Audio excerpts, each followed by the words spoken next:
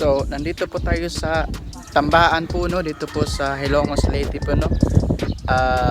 Galing po kami ng Ormoc, no?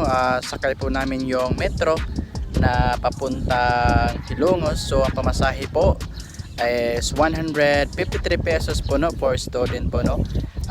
Din pagdating namin dun po sa Hilongos talaga, papunta dito, sakay po kayo ng Rakal na solar nga motor po. So ang pamasahe na po papunta po dito is 20 pesos po. So yun lang po. Then pagdating nyo dito po, for entrance po, fee po dito sa Tambaan po is 20 pesos din. Kaya sulit na for picture po dito. So may kainan po din po sila dito. So tara, tingnan pa natin po dito ang Tambaan po.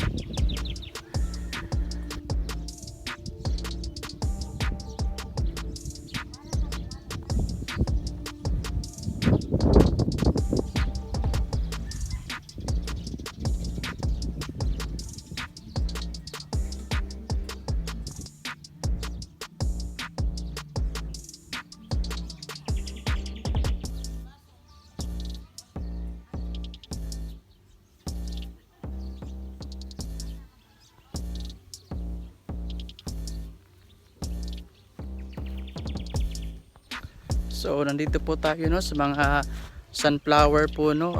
Tingnan nyo po to, sa mga sunflower po, medyo nasa lanta lang po, no, dahil po sa grabing init po dito, no.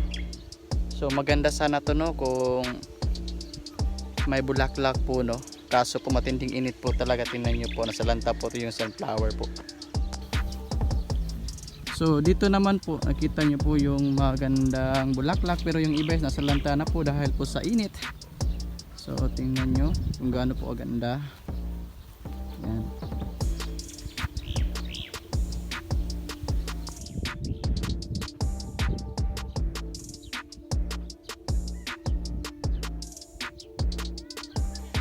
So ang ganda po ng hangin po dito, no. Fresh air po talaga, no. So walang katao-tao po, tahimik po, no.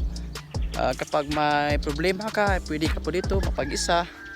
Pwede rin sa mga girlfriend nyo o boyfriend nyo, punta po kayo dito. Is sobrang ganda po dito for taking picture po. So dito lang po yan, no, sa Tambaan po, no, sa Hilongos Leyte po. So 20 pesos lang po yung entrance po, no. Advantage po ito sa mga merong motor na po, pero okay lang naman din po kung wala na kayong sasakyan, kasi 20 pesos lang naman po ang babayaran nyo. Sakay po kayo ng Rakal or tricycle po dito nga solar po. So napakamura lang po, no. So tingnan nyo po, no, yan, malawak po ito, no. Tingnan nyo po. So sobrang laki po nito. Yan.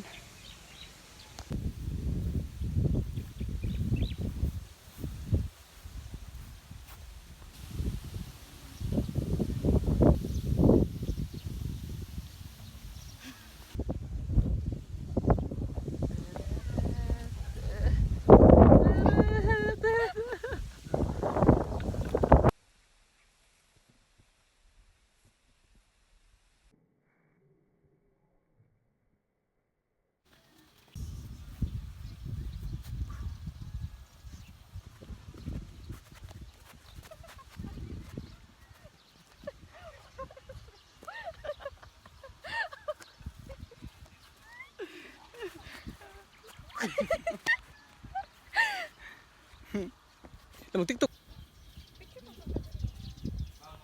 Ga, ano, saan naman ka? So init. Ano nangyari sa'yo?